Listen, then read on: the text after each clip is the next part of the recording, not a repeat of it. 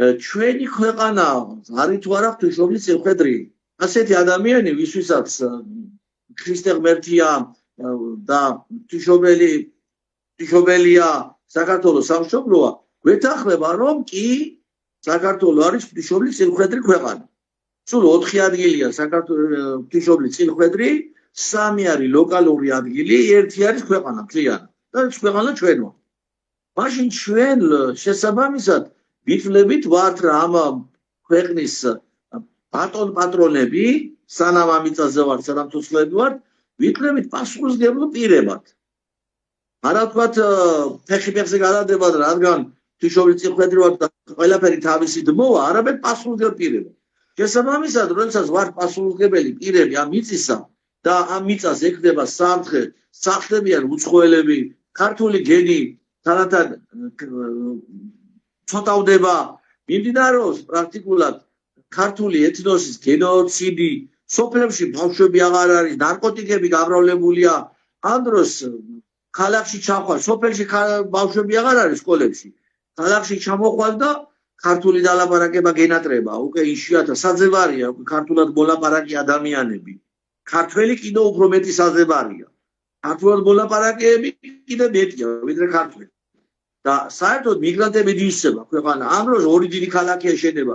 სამცხე არის რეალური. ამას ყველა გრძნობს, ყველა ხედავს. და ხვალ რა იქნება? იქნება ის, რომ ამ მიწას სხვები დაეპატრონებიან. ღვთისმშობლის წინხედრ მიწას დაეპატრონება სხვები და ჩვენ არ მოგვეკითხება, როდესაც წავდგებით უფლის წინაშე. როდესაც წავდგებით ღვთისმშობლის წინაშე, შენი წინხედრ მიწა იმათ მივეცი, ვით შენ გაგინებს ღვთისმშობელოვო. ამაში ფული გავაკეთეთო. ვინც ფულს აკეთებდა, იმადგა ფულს და გამორჩენას ველოდებოდი და ჩუბად იმიტომ ვიყავითო. ამას ვეტყვით ძვირფასებო. ეს ხო დაჟადი იქნება. ღვთისმშობლის წინხედრი მიწა გვეკარგება, გვეყიდება, გვესხვისება, ჩვენ თვალსა და ხელშუა. და როცა წავდგებით უფლის წინაშე დალოცვილებო, ქართველებო, რამო არ მოგვიკითხება უპასუხისმგებლობა ჩვენი სიჩუმე და მოწყალია ღმერთი, როდესაც ვამბობთ ამას. ღმერთი მოწყალია, მაგრამ სამართლიანიც არის. სამართალს არ მივდივართ ღმერთის სამართალს. სინანულის შედეგათა, ცოდვის გამოსწორების შედეგად ხდება მოწყალების გარდამოვლინება. ამიტომ ეს არის დაჟადი. უმოქმედობა არის დაჟადი, უნდა თქვათ სათქმელი. აქ ლაპარაკი იმაზე კი არ არის, რომ ჩვენ რაღაც კანონსაწინდებები ვახდენთ, ღმერთმა დაგვიფაროს. კანონსაწინააღმდეგო ქმედებას ეკლესია არ ასწავლის. ეკლესია ასწავლის და ავალდებულებს ქრისტეს სიტყვას, რომელიც არის ჭეშმარიტების დაცვა, სიწმინდის დაცვა. სიწმინდია ღვთისმშობლის წინხედრი მიწა, უნდა დავიცვათ ის. ნაწერია მეგობრებო ქართლის ცხოვრებაში. ქართლათო ის იწოდებისო, სადაცო წირვა ქართულ ენაზე აღესრულებისო. მე დალოცვილებო, ღვთისმშობლის მტერი ერები შემოდის ქვეყანაში. და რომელიც წირვაზე ქართულად ლაპარაკობ, პატარა ხანში ქართული სკოლების დახურვის პროცესი ხო დაიწყება, მალე ბავშვი აღარ იქნება. ეკლესიების დახურვის პროცესები დაიწყება. ვინც მას ამოიღებს, დახოცავენ იმათ, თუ არ მომხდარა გენოციდი ისტორიის მანძილზე, არ ყოფილა ომები ზუსტად მაგ ერებთან, რომელი ერებით შემოყავს ამ ხელისუფლებას და ასახლებს და ქალაქებს აშენებინებს. არ მომხდარა ომები, არ ყოფილა ჩვენი ხოსვაჟლეტა, ჩვენივე მიწაწმისთვის, არ ყოფილა, ხომ იყო ასე. შესაბამისად ასეც იქნება. ახლა რა უნდა გავაკეთოთ? როგორ უნდა ვიმოქმედოთ? აი ამაზედაც ეტყვით ერთ სიტყვას, ერთ-ორ სიტყვას. ჩვენ უნდა ვთქვათ სათქმელი. ის კი არა რომ კანონგარეშეთ ვიმოქმედოთ და მთავრობას დამხობა და დაქცევა და რამე. ჩვენი იარაღი არის სიტყვა, მართალის სიტყვა, ჭეშმარიტების დადასტურება, დამოწმება სიმართლის. ეს არის ჩვენი იარაღი. ჩვენ უნდა ვთქვათ სათქმელი და ამ სათქმელს აქვს ძალიან დიდი ძალა. აი სახარებაში, რომელზედაც სათაურად რომ მიდევს ის სიტყვები ჯაბა, რომელიც გაახმოვანე. ლაპარაკი არის ლეღვის ხის გახმობაზე. ქრისტესო მოშივდაო, მივიდა ლეღვის ხესთანო, ნაყოფი არ ქონდა გარდა მხოლოდ ფურცელიო, ფურცელი ანუ ფოთოლი. ძველი ქართული ფურცელია დაწერილი. და უთრაო მეხსეულად რომ გახმიო. ისიც მეხსეულად ანუ წამიერეს შივე გახმა. მოციქულობა შეხედეს და რა მალე გახმაო, რა გაუკვირდა.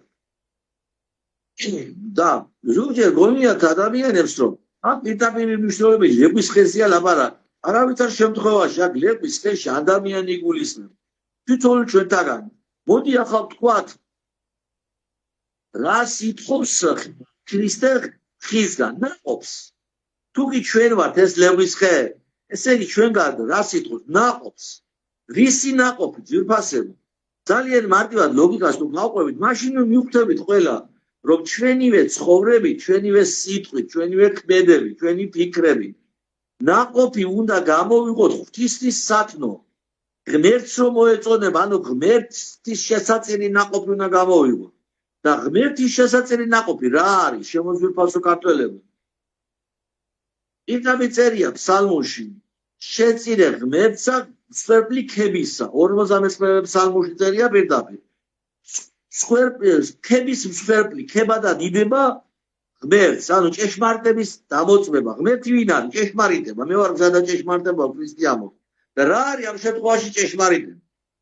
ჭეშმარიტება არის, რომ ჩვენ ვართ ღვთისმშობლის წინხედვით ქვეყნის შვილები, ღვთისმშობლის წინხედვით მიწა სხვისდება, ხელისუფლება ასხვისებს, ფულის კეთების მიზნით, ხალხის ნაწილი, გარკვეული ნაწილი ჩუმათა, იმიტომ რომ ამ სისტემიდან გამორჩენას ელოდება, ემლიქმნელება ხელისუფლებას და შესაბამისად ეს არის პასუხისმგებლობა. ნაყოფს ამ შემთხვევაში არ ვიძლევთ. და ნაყოფს იძლევა მხოლოდ ის, ვინც ამ ჭეშმარიტებას ადასტურებს, ამბობს, რომ ჩვენ ვკარგავთ ქართულ მიწას, ანუ ღვთისმშობლის წინხედვით მიწას და ეს არის დანაშაული. დანაშაული ჩვენი წინაპრების სულების წინაშე, რისთვის დაწყდა ჩვენი წინაპრები, რისთვის დაღვარეს სისხლი? იმისთვის, რომ ამ ქვეყანას საქართველო წოდებოდა. იმისთვის, რომ აქ წირვა-ლოცვა ქართულად აღვლენილიყო. იმისთვის, რომ აქ ქართული კულტურით, ქართული ტრადიციით ეცხოვრა მათ შთამომავლობას. ჩვენი წესი და რიგით რომ გვეცხოვრო. ამისთვის არ დააქცია სისხლი ჩვენმა წინაპრებმა. ამისთვის არის დაღვარეს ოფლი ჩვენმა წინაპრებმა შრომისთვის. ამისთვის იღმაწე ჩვენმა წინაპრებმა სასულიერო პირებმა, ბერებმა და წინამამებმა და ღირსმამებმა და მოწამეებმა და ასე შემდგომ. განა ამისთვის არის ეს არის დაღვარეს ოფლი და არ დაღვარეს სისხლი, არ შეწირეს სიცოცხლე. და ჩვენი პასუხისმგებლობა არ არის ჩვენ მომავალთაობას გადავცეთ, რა წინაპრებისგან მივიღეთ?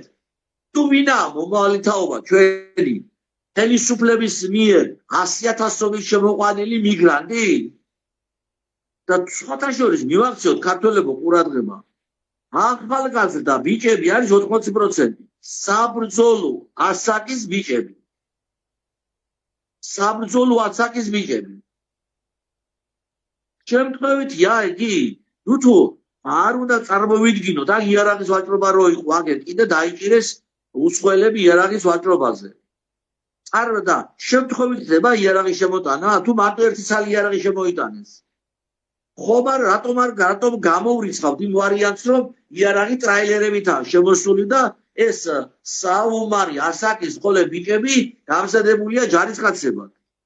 რამე და რამდენიმე 10,000-იანი არმია 48 საათში თუ 20 საათში ამნეხაში თუ რა ერთ კვირაში რა მნიშვნელობა უკვე წყობში ჩამგეს. ეს საფრთხე ამ ვერსიას არსებობის უფლება არ აქვს.